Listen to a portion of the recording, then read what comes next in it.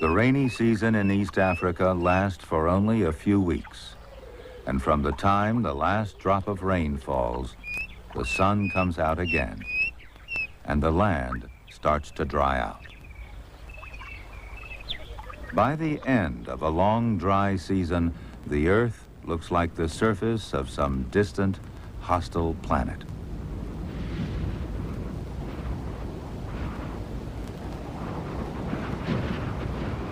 But it still supports abundant life, a variety of creatures, great and small, which somehow manage to cope, which have evolved many and different ways to get through that long, hot season in the sun.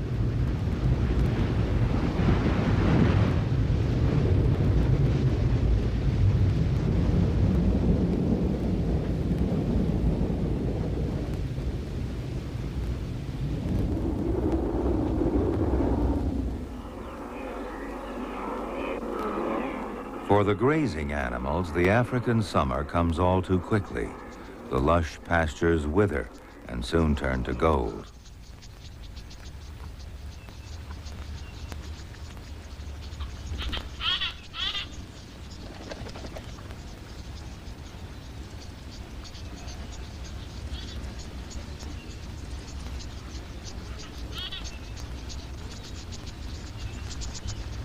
For everybody, food becomes more and more difficult to find. For the elephant and the tortoise, the buffalo and the mouse.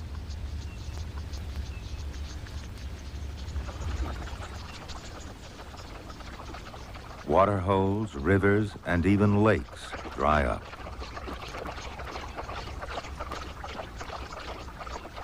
For those who come to drink, it means great hardship. For those who live in water, the frogs, fish, and even the hippo, it can mean disaster. This is the story of just a few of those creatures, how their lives are affected by the drying up of the land, and how they manage to survive through dry season and drought until the rains come back. Around the water's edge, this year's crop of young frogs is coming ashore for the first time, unaware of the land's many dangers.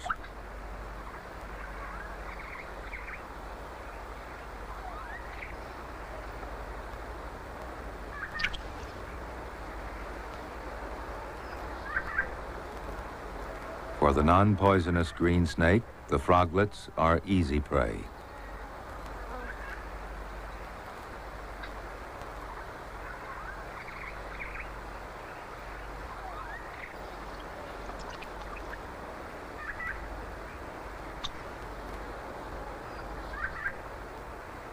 The snake is attracted by movement, no matter how tiny.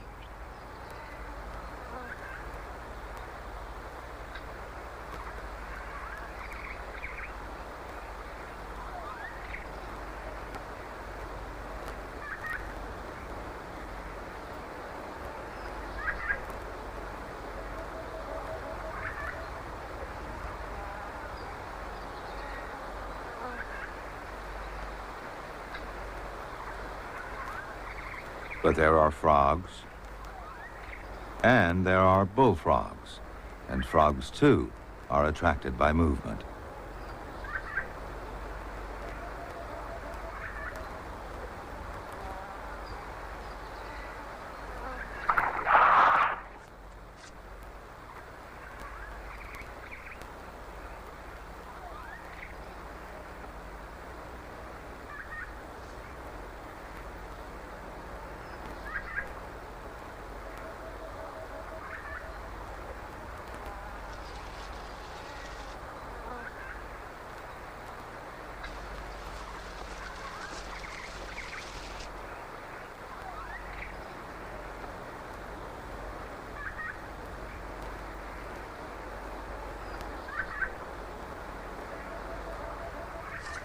"15 minutes and about 18 inches later, a snake full of frogs is now a frog full of snake. In the rainy season, all frogs feed voraciously to store up fat, and before the earth hardens in the sun, they make their preparations for the dry season. The pixie toad, a relative of the bullfrog, fills its belly and bladder with water, then digs down a foot or more and hollows out a tight-fitting cell. Except that it goes head first, the burrowing toad does the same thing. Once in its underground cell, it coats its skin with mucus, which hardens like lacquer, sealing in moisture as effectively as a plastic bag. It then slows down its respiration and heartbeat and will spend the dry season in a state of suspended animation called estivation, or summer sleep. Tree frogs also estivate, but above ground. On the underside of an evergreen leaf, the small green tree frog tucks in its legs to reduce the exposed surface, and there it will pass the dry season, also protected from dehydration by its hardened lacquer. The great gray tree frog is so efficient at retaining moisture that it can estivate right out in the open in direct sunlight. It turns chalk white to reflect the heat, but by the time the rain returns, it may have lost half its body weight.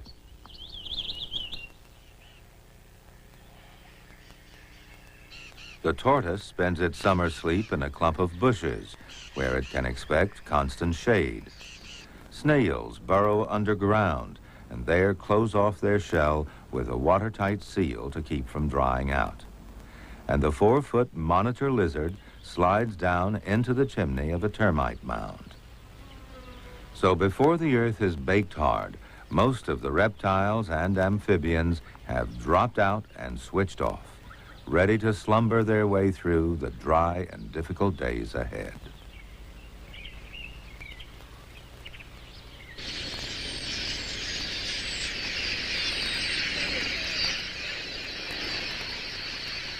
The water holes shrink, consumed by sun and wind and countless tiny sips. The frogs have left, but the fish must stay. These are killifish. The 2-inch-long male is displaying to a prospective mate. As the level drops and the water becomes warmer and murkier, the fish fight, display, and mate as if there were no tomorrow. And for most of them, there is no tomorrow.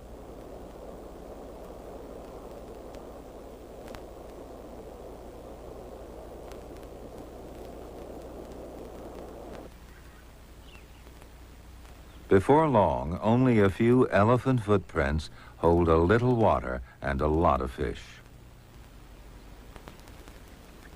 They jump desperately because of the heat, and occasionally one may land in a deeper, permanent pool.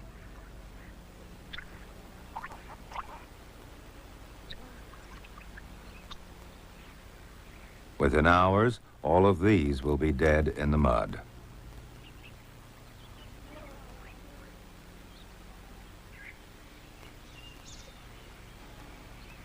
This wildebeest was trying to drink from the middle of a drying swamp when she got stuck.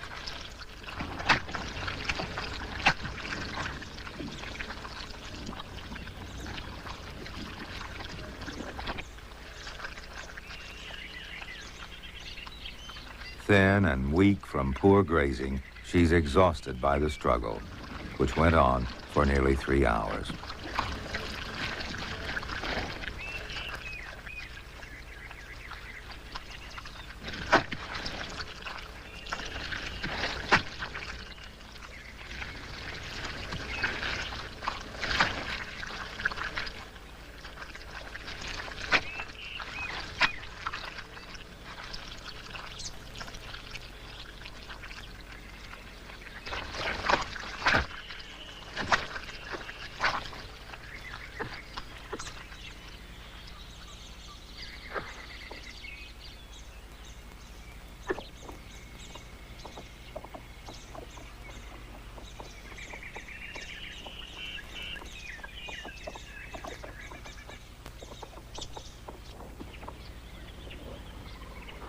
Many water holes are no more than a mud puddle now, and the heavyweights are forced to drink side by side.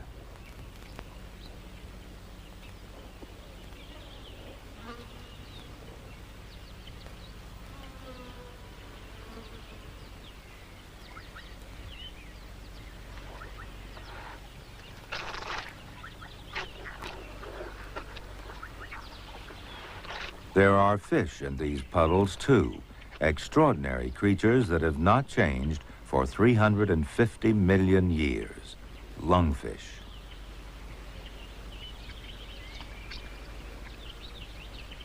The lungfish is a relic of the Devonian period. During this age of fishes, large areas of the continents were covered by shallow seas, where fish risk being stranded in stagnant, oxygen-poor water. Lungfish flourished because they evolved primitive lungs, allowing them to gulp air at the surface. Another adaptation enables them to survive even when left high and dry. Not only can they breathe out of water, they can also move across dry land in search of deeper pools.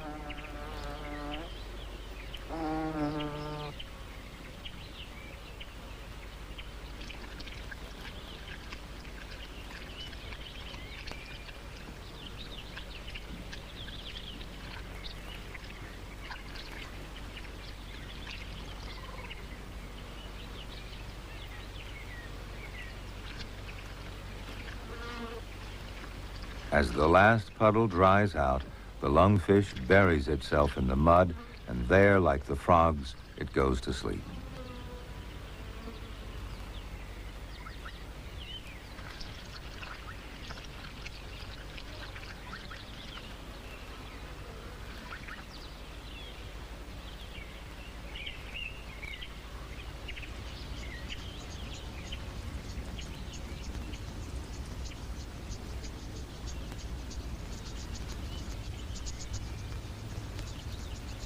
As it burrows down into the mud, it blows bubbles so that an air tube is kept open for breathing. Then the fish will curl up and encase itself in a layer of mucus, which dries into a parchment-like cocoon and keeps it moist. With all functions slowed down, it can, if necessary, sleep for up to 4 years, awaiting the rains.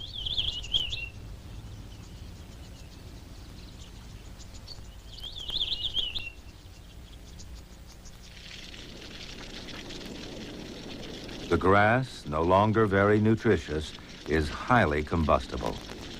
Once, grass fires were infrequent events, started perhaps by lightning.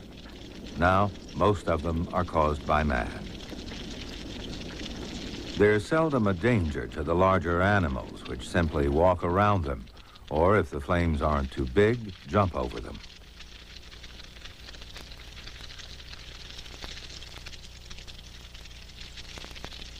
Some animals take advantage of the fires, like this baboon, catching locusts as they flee the flames.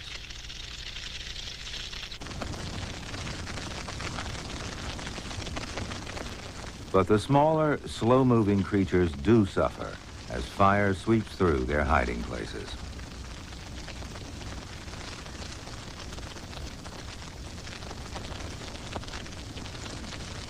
This tortoise was heading for a bare patch of ground where another has already found refuge. It's overtaken, but if the flames pass quickly enough and the grass is not too dense, it will survive.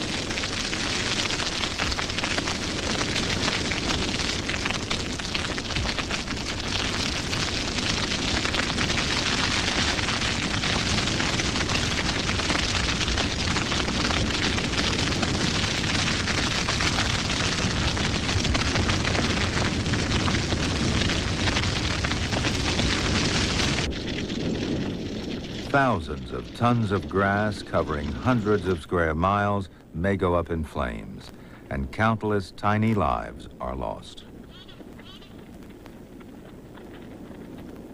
Great flocks of storks, guided by the pillars of smoke, come dropping in for a feast.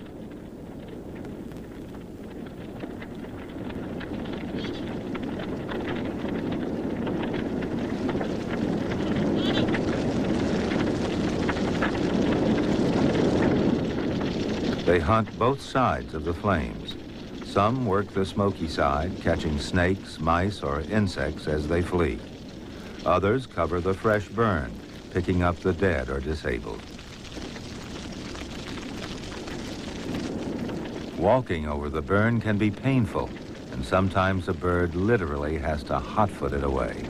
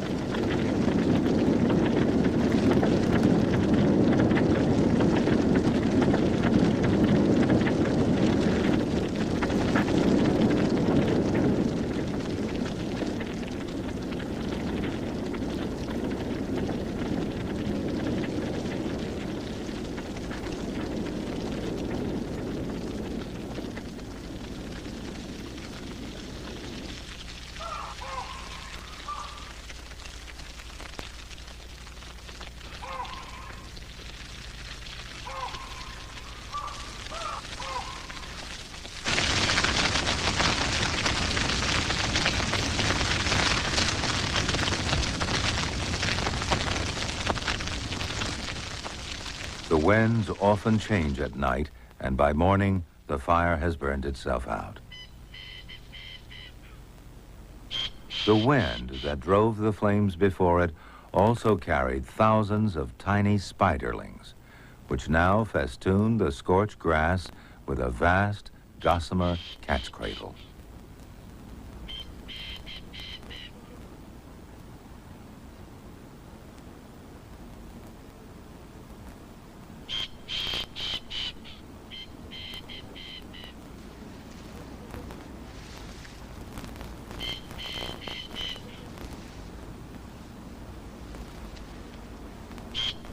All the grassland creatures are now in a strange situation. Their coloring, evolved as camouflage in the tawny grass, is useless now, but it's the same for hunter and hunted alike. The dik-dik, which knew every clump of grass and hiding place in its territory, has no concealment.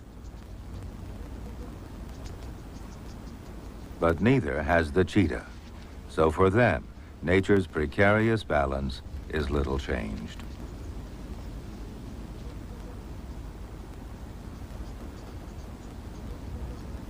But the slow-moving creatures, which take a while to find new hiding places, are very vulnerable.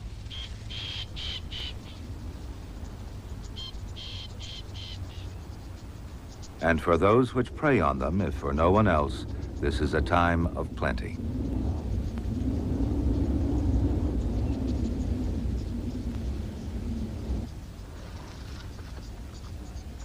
The large mammals are running out of food, but the dropouts are doing fine. On evergreen and inedible bushes like this one, tiny green tree frogs are asleep and well, requiring neither food nor water. The great gray tree frog has lost a little weight, but is safe on her sunny perch.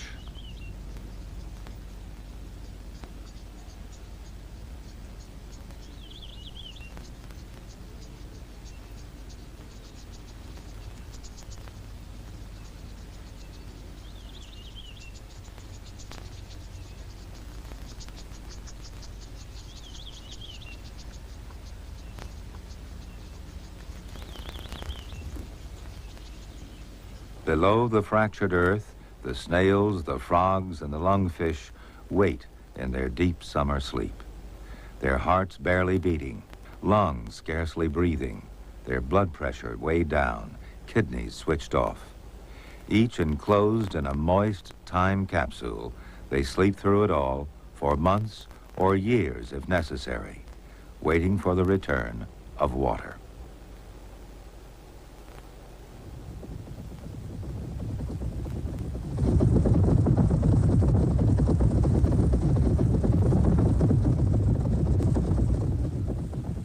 Above ground, the dust and smoke in the air make for a spectacular sunrise. But until the rains come, every new day belongs to the vultures.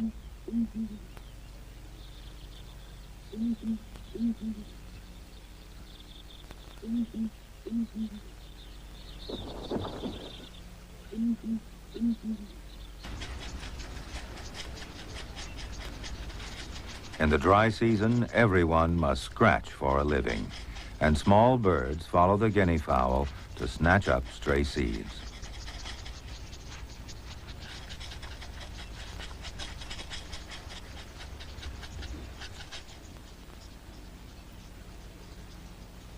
Incredibly, there is one bird that chooses to nest in these harsh conditions. Perfectly camouflaged in the burnt grass, the yellow-throated sand grouse sits on her eggs. Morning and evening, she leaves her nest and, together with her mate, flies off to the nearest water to drink.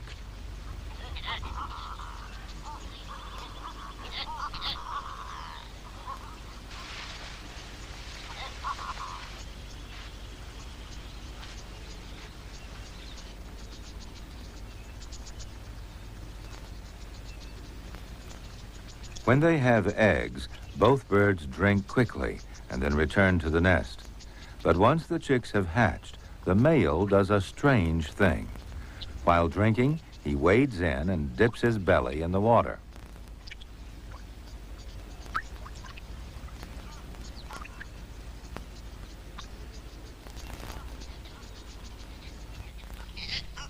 Ordinary feathers are designed to repel water, so a fallen one floats on the surface. But on his belly, the male sand grouse has a patch of special feathers which absorb water like a sponge. They're covered with tiny filaments which swell and quickly become waterlogged.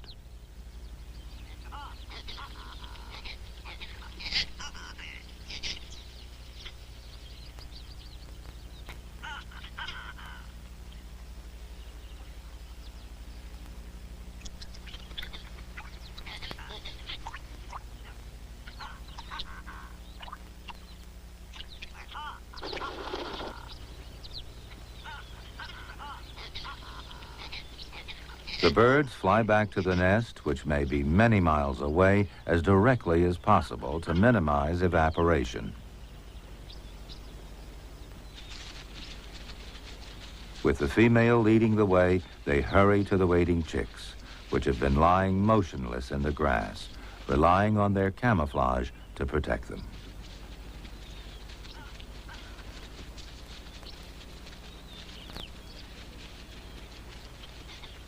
Then, like eager puppies trying to nurse, the chicks bury their beaks in the male's belly feathers and drink.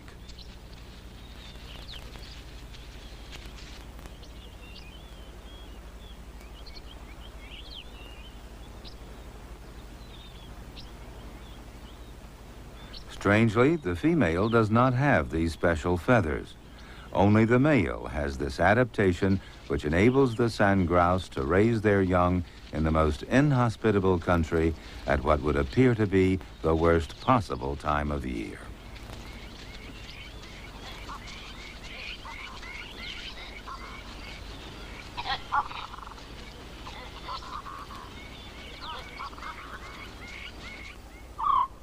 Among the clumps of dry grass is the tiny burrow of the pygmy mouse, a creature small enough to sit easily in a teaspoon. One of its native names is the pebble herdsman, because of its habit of piling small stones at the entrance to its burrow.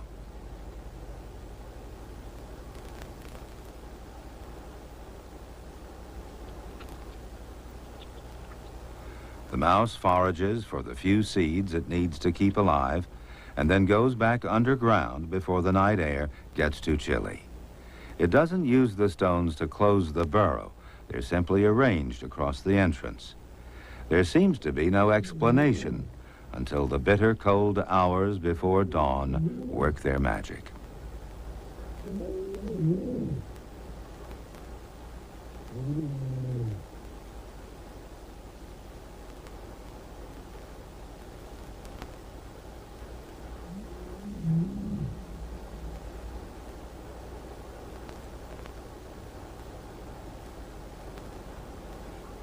The stones are placed at the interface of the cold night air and the warm, moist air of the burrow.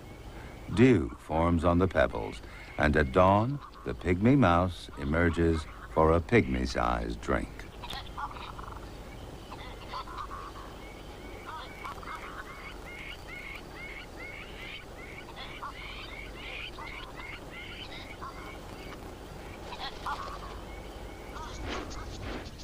This handsome antelope, the fringe-eared oryx, doesn't need to drink at all, as long as it can find some relatively moist food. One way it does this is by digging up potato-like tubers that contain a high percentage of moisture. How it finds them deep below the surface is not known, but it does, and therefore frees itself from the long trek in search of water.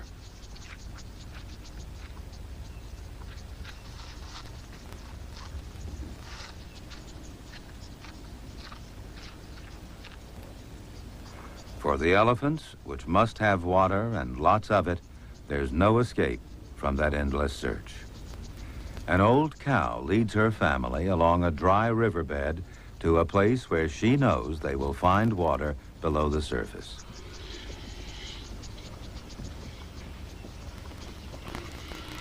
For centuries, elephants have drunk at these places, where they dig deep holes down to the water table and wait patiently for a trunkful to seep slowly through the sand.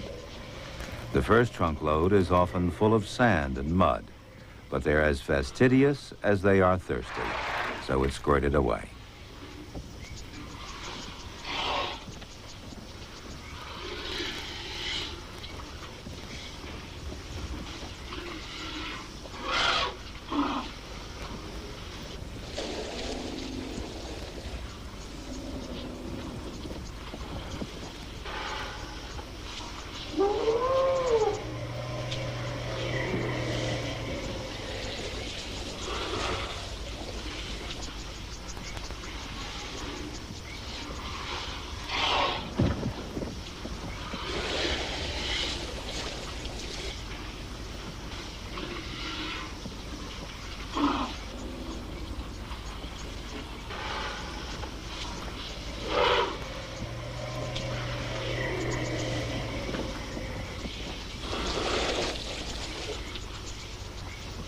It takes several hours for a herd to drink, and there's non-stop traffic around the wells day and night.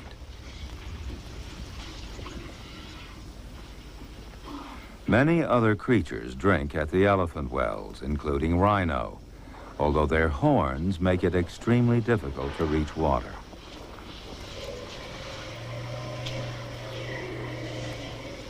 The elephants can now go for several days before they need to drink again, and will travel many miles searching for food.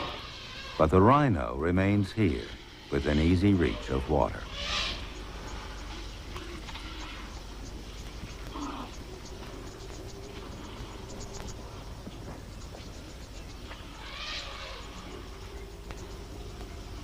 The vegetation around the water hole is heavily browsed and trampled by all the visiting animals.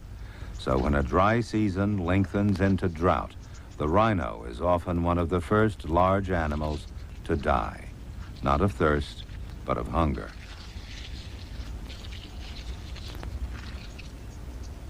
Among the dry branches is a tiny touch of green, a vine snake, watching for movement in the seemingly lifeless bush.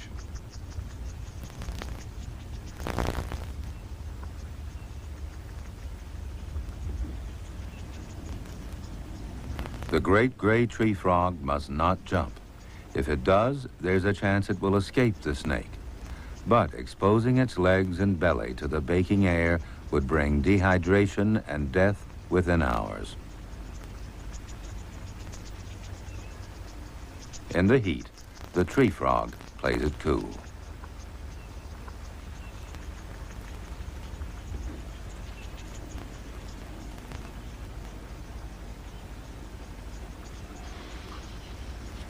Every 10 years or so, East Africa is hit by a major drought. The hardships of a normal dry season are magnified, and many creatures are overwhelmed.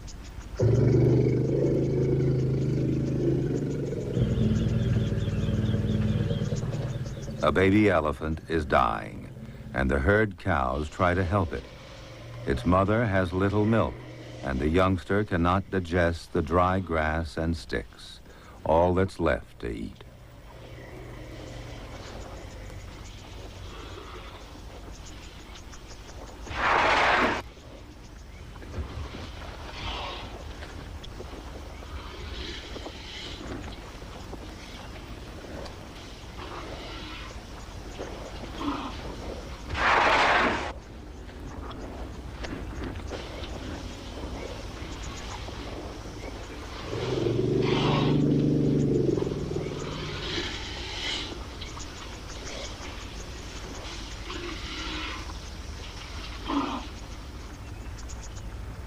For 4 hours, the herd stands over the youngster, then driven by thirst and hunger, they move on.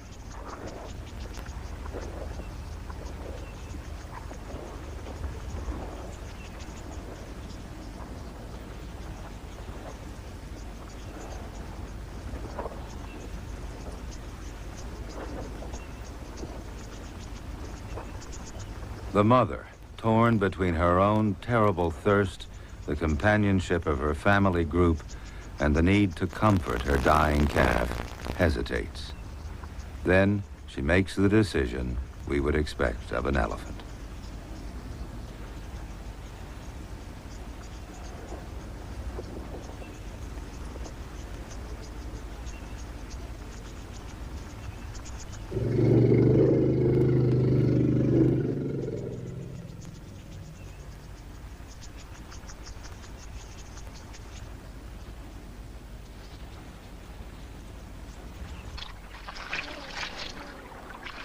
The drought is tightening its grip.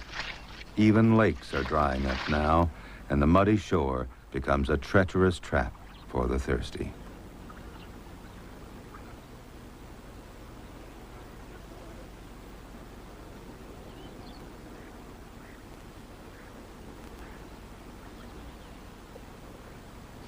In pools of mud around the lake shore, hippos gather in pathetic huddles.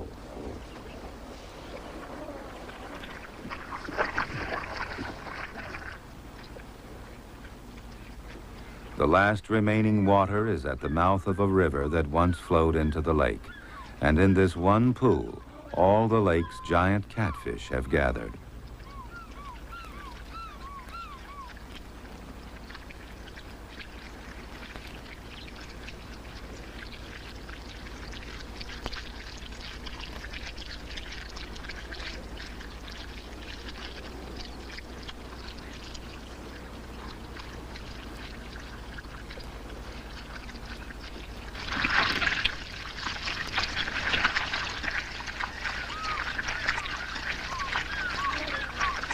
Like the lungfish, catfish can gulp air, so they survive in this mud even though it has no oxygen.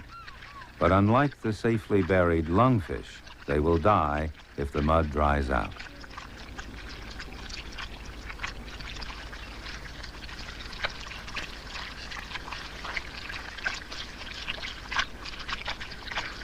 And then they are joined by the hippos.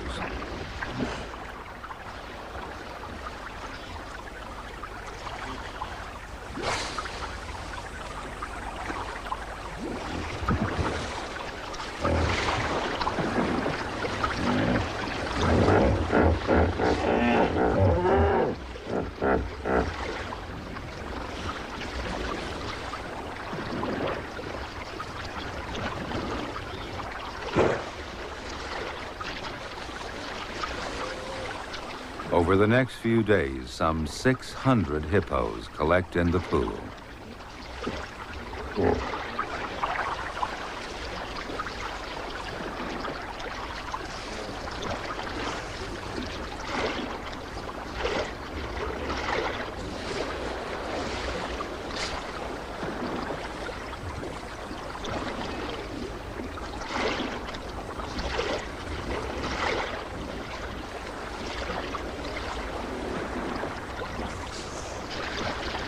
There is even one born into this desperate society.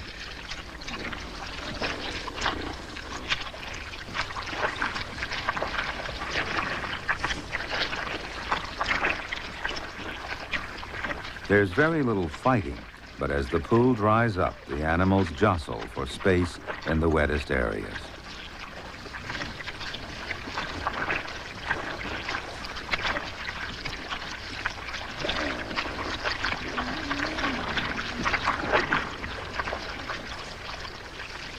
Without water to cover them, the hippos suffer terribly from the sun and heat exhaustion.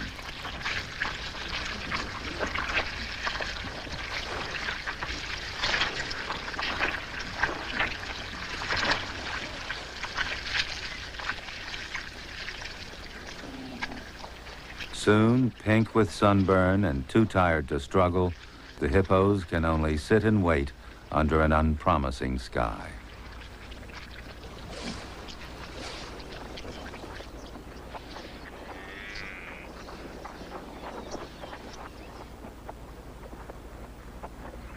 The dry season is a time of testing, a process of elimination when a species is refined and distilled, when any creature below standard must fall by the wayside.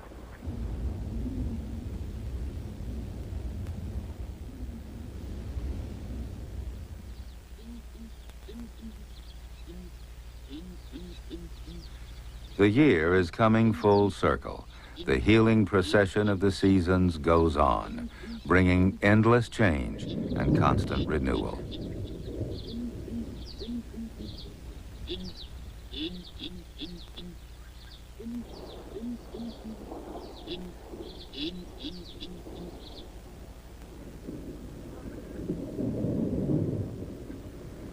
And so, eventually, the rains come, gently at first, like a requiem, with gauzy veils and soft tears upon the waiting earth. But the mood will soon change to celebration, and as the rain soaks in, the earth itself seems to come awake.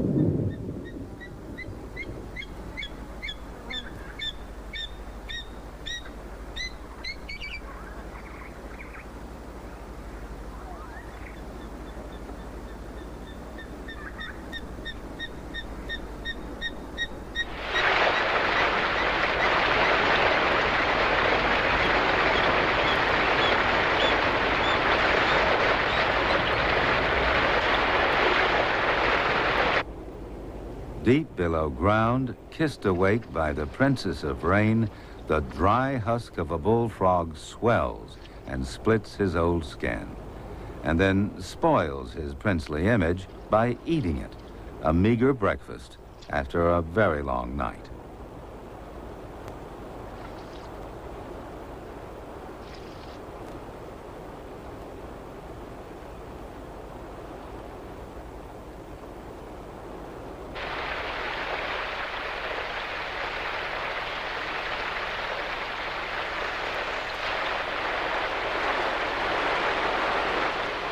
Can animals like these rejoice?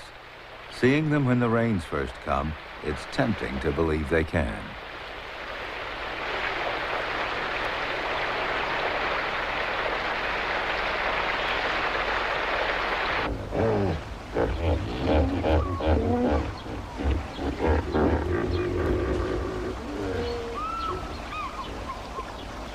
And as night falls over the flooded land, the frogs certainly appear to do so.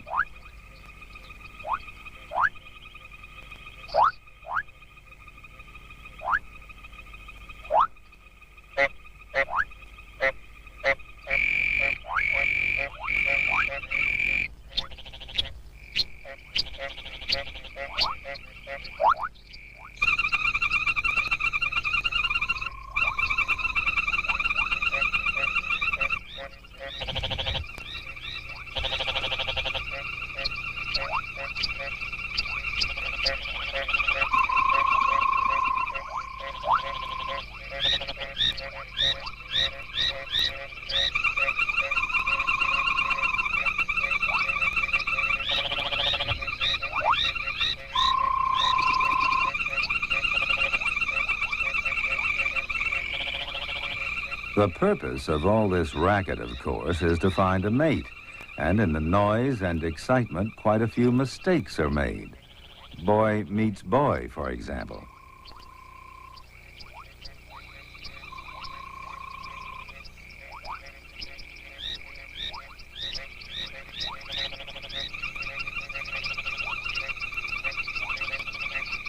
The great gray tree frogs, plump again after months of baking sun, begin their elaborate spawning process. Exuding mucus, the female beats it into a foam with her hind legs, making sure it's well stuck onto the branch.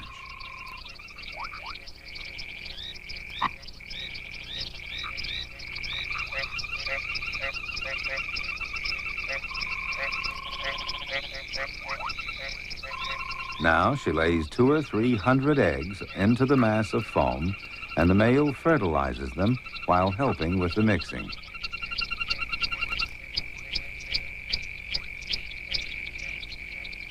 Other pairs soon join in.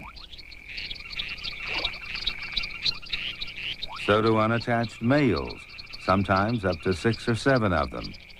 It's probably as close as nature comes to a Roman orgy, and it goes on for most of the night.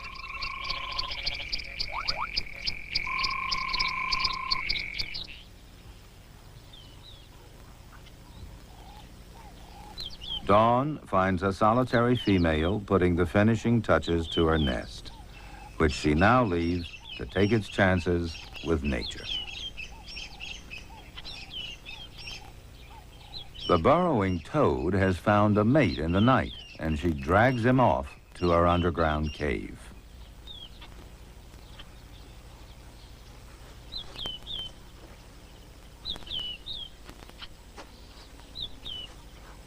A few inches down, the female lays about 200 eggs in a capsule of jelly, and there, in contrast to the tree frog, she carefully guards them.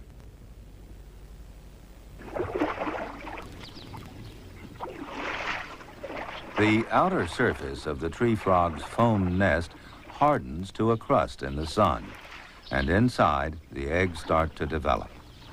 A few days later, the burrowing toad's eggs hatch, and the tadpoles wriggle up onto the mother's body.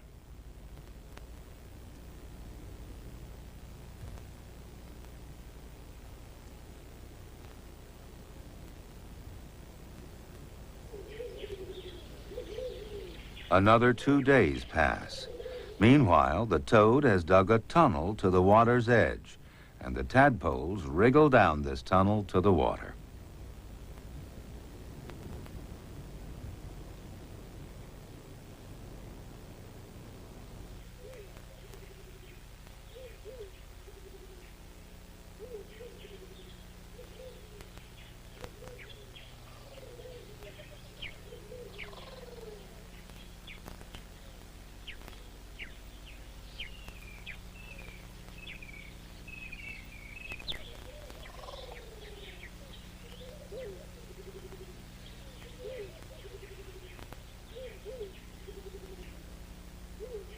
The tree frog eggs have hatched, and the tadpoles squirm furiously, liquefying the foam. When it's watery enough, the crust will dissolve and the tadpoles will drip out of the bottom of the nest.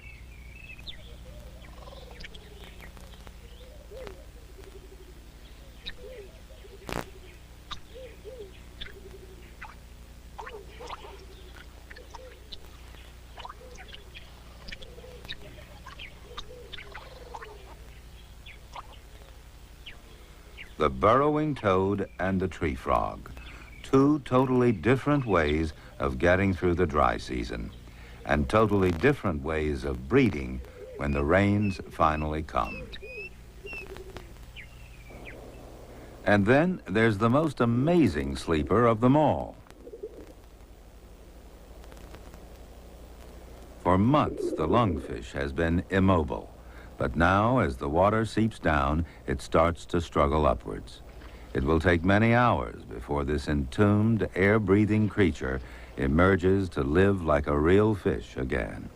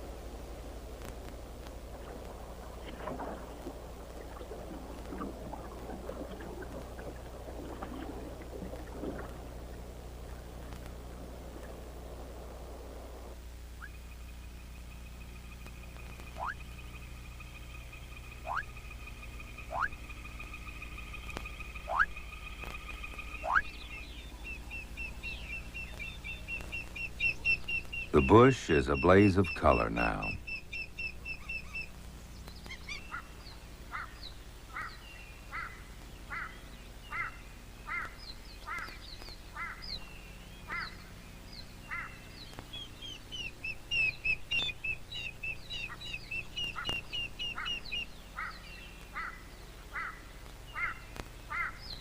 The most common flower is the white morning glory creeper.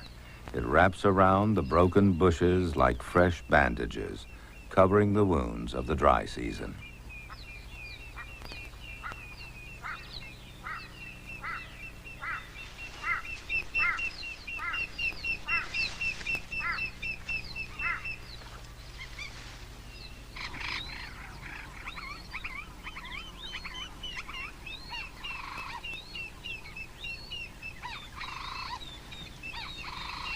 Animals as long-lived as elephants will see many dry seasons and several major droughts.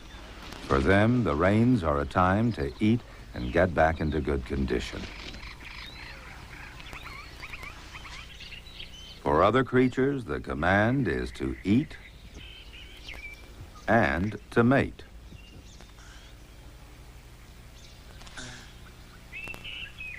And this old lady manages both at once.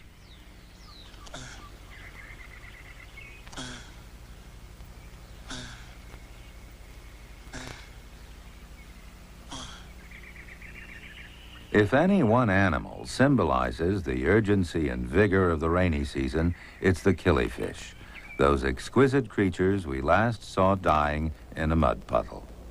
Killifish, in fact, are like annual plants. Before they died, they laid eggs in the mud, which hatched as soon as they were covered with water again.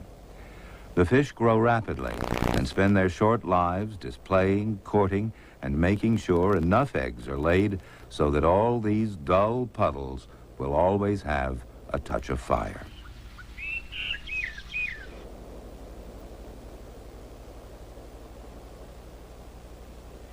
The eggs are laid singly, pushed into the mud by a stabbing action of the female's anal fin.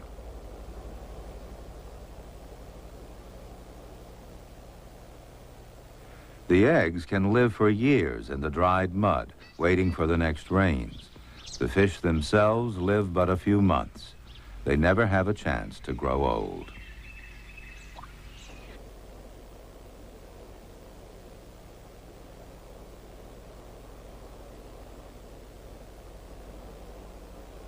In their short lives, energy never flags and beauty never fades.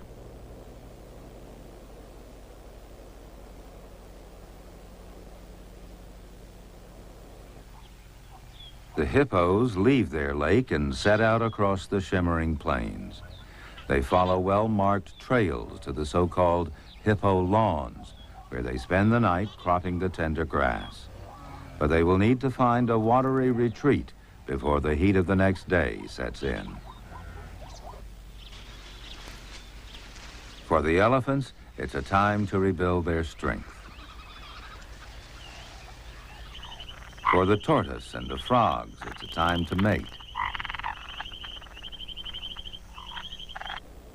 For the lungfish, a time to spawn another generation whose forebears have defied droughts for over 300 million years. For the killifish, the rainy season is an entire lifetime. And for the hippo, it's a time to seek out newly formed water holes so they can expand their nightly grazing forays. But whatever the creature, and whatever it is they must do while the earth is green, they must not delay. For the rainy season in East Africa lasts for only a few weeks. And from the time the last drop of rain falls, the sun comes out again. The land starts to dry out, and so begins another season in the sun.